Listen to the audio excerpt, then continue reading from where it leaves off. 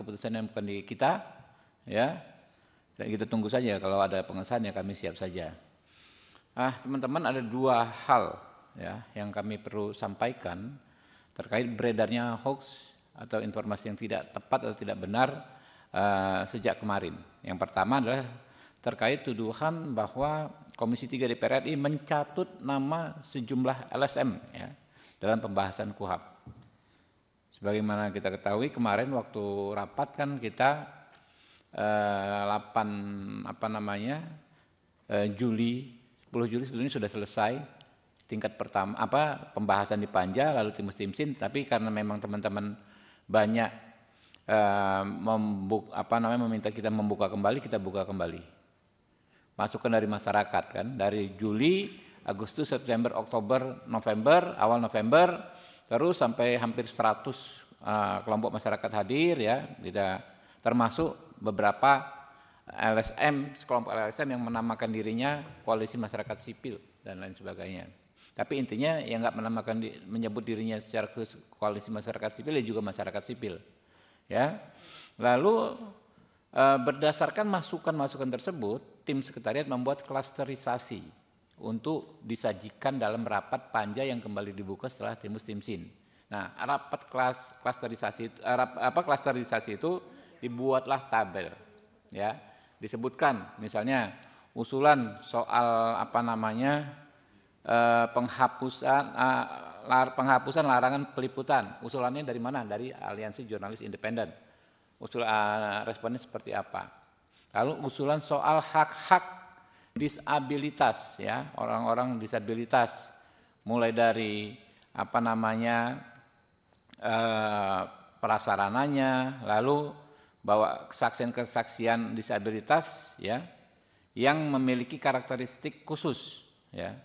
Itu masukan dari beberapa LSM ya, termasuk dari Mbak Yeni Rosadamayanti. Kita bikin tabelnya di kiri, pengusulnya di kiri, di tabel kiri, di kolom yang paling kiri, lalu substansinya apa, lalu rumusannya. Memang pada akhirnya tidak semua redaksi ya yang diusulkan itu diakomodir 100% ya. 100%. Terakhir misalnya usulan dari Maidina, siapa nama lengkapnya ini? Ada teman dari ICJR ya. Maidina Rahmawati. Saya mengenal beliau ya, aktif di ICJR. Sampai akhir-akhir pengesahan beliau meminta memberikan aspirasi soal perluasan objek pra peradilan. Termasuk diantaranya soal penelantaran laporan atau undue delay, lalu soal penangguhan penahanan. Ya, dari beberapa poin, 2 itu kita akomodir, kita masukkan di pasal-pasal terkait objek pra peradilan. Begitu juga masukan dari Universitas Indonesia yang disampaikan oleh sahabat saya, rekan Taufik Basari ya. Beliau mengajar di Universitas Indonesia, kirim surat yang ada pakai kop UI, di antaranya soal larangan terjadi penyiksaan dan intimidasi dalam dalam pemeriksaan. Itu kita masukkan ya. Tapi prinsipnya ya 100% lah ya. Mungkin 99,9% KUHP baru ini merupakan masukan dari masyarakat sipil ya. Terutama adalah penguatan peran advokat dan hak tersangka sebagai mekanisme untuk mengontrol agar aparat penegak hukum tidak melakukan kesewenang-wenangan ya. Jadi itu yang soal soal pencatutan ya. Nah, kemudian ada ini beredar nih ya, semacam poster di media sosial yang isinya tidak benar ya. Disebutkan ya, kalau RKUHP disahkan, polisi jadi bisa lakukan ini ke kamu tanpa izin hakim. Ini tidak benar sama sekali. Pertama, diam-diam menyadap, merekam dan mengutak-atik komunikasi ya. Kedua, membekukan sepihak tabungan dan semua jejak online. 3, mengambil HP, laptop dan data ya tanpa izin hakim ya. Keempat, menangkap, melarang meninggalkan tempat, menggeledah, bahkan melakukan penahanan tanpa konfirmasi tindak pidana. Ini hoax benar hoax ya. Yang benar adalah ini kami bikin klarifikasinya, kami sebarkan juga ke teman-teman nanti ya, yang versi WA-nya ya.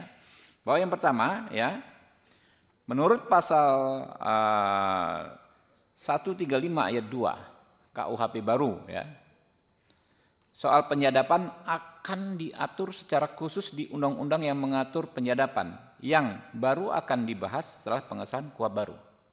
Jadi belum ada penyadapan itu, memang ada hak upaya paksa penyadapan, tapi pelaksanaan dan pengaturan ini akan diatur dengan undang-undang tersendiri soal penyadapan yang akan dibahas kalau KUHP-nya dan disahkan.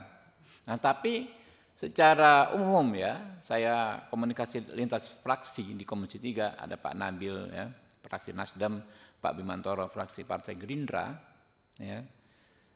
Semua fraksi menyadari bahwa penyadapan itu harus diatur secara hati-hati dan harus dilakukan dengan izin pengadilan. Jadi undang-undangnya belum ada, tapi sikap politiknya sudah ada ya soal penyadapan. Lalu menurut pasal 139 ayat 2 KUHP, semua bentuk pemblokiran ya kan, kayak tadi ini kan pemblokiran rekening ya, pemblokiran data online, medsos dan lain sebagainya ya, dilakukan ya dengan mendapatkan izin hakim 139 ayat 2. Lalu menurut pasal 44 KUHP baru, semua bentuk penyitaan, nah ini yang soal handphone, laptop disita itu ya, tanpa izin hakim. Menurut pasal 44 KUHP baru, semua bentuk penyitaan harus dilakukan dengan izin Ketua Pengadilan Negeri. Nah, soal penangkapan, tadi katanya bisa ditangkap tanpa konfirmasi tindak pidana. Ini mengacu kepada bahwa penyelidik atas perintah penyidik bisa melakukan penangkapan. Sebetulnya pengaturannya begini, ya. Pertama, penangkapan itu harus dilakukan setelah adanya penetapan tersangka. Penetapan tersangka itu tentu mensyaratkan dua alat bukti, ya. Lalu penahanan itu ya syaratnya ini jauh lebih berat, ya, jauh lebih objektif dibandingkan dengan apa yang diatur di KUHP Orde Baru. Ya, di KUHP baru penahanan bisa dilakukan pertama apabila tersangka mengabaikan panggilan 2 kali berturut-turut. Ini kan sangat objektif. Panggil sekali nggak datang, 2 kali nggak datang, jelas faktanya. Yang kedua,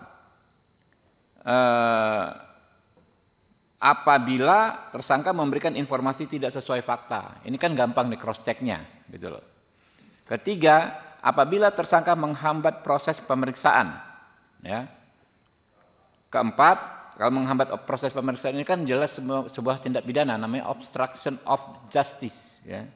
Keempat, apabila tersangka berupaya melarikan diri, melakukan ulang tindak pidana, ya, menghilangkan alat bukti dan terancam keselamatannya, atau yang terakhir tersangka mempengaruhi saksi untuk berbohong. Ini juga kan termasuk dalam obstruction of justice yang memang merupakan tindak pidana.